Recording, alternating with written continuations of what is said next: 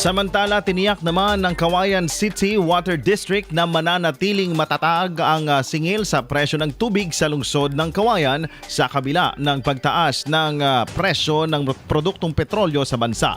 Sa naging panayam ng IFM News Team kay Engineer Manolito Supnet, District Manager ng Cauayan City Water District, tiniyak niyang mananatili sa dating halaga ang binabayaran ng mga residente sa nasabing lungsod hanggat wala silang natatanggap na abiso sa mga kinauukulan. Kasi hindi po kami gaya ng ibang utility na kung tumaas ang krudo, tataas din sila.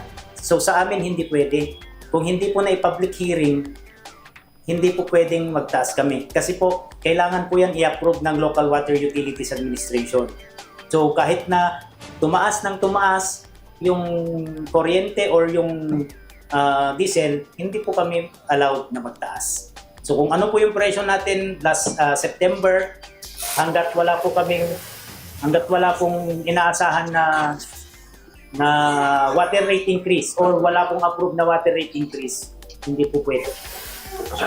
Yun po ang ina-assure namin sa mga concessionaires ng Cauayan City Water District, hindi po tataas ang presyo ng water hanggat wala pong approval ang national government or ang Local Water Utilities Administration. Dagdag pa niya, mapalad ang naturang lungsod dahil mayroon itong mga kagamitan at mga otoridad na namamahala upang mapanatili ang malinis na kalidad ng tubig. Sa huli hinimok naman ni Ginoong Supnet ang publiko na ugaliing magtipid pa rin ng tubig ngayong panahon ng tag-init. IFM News.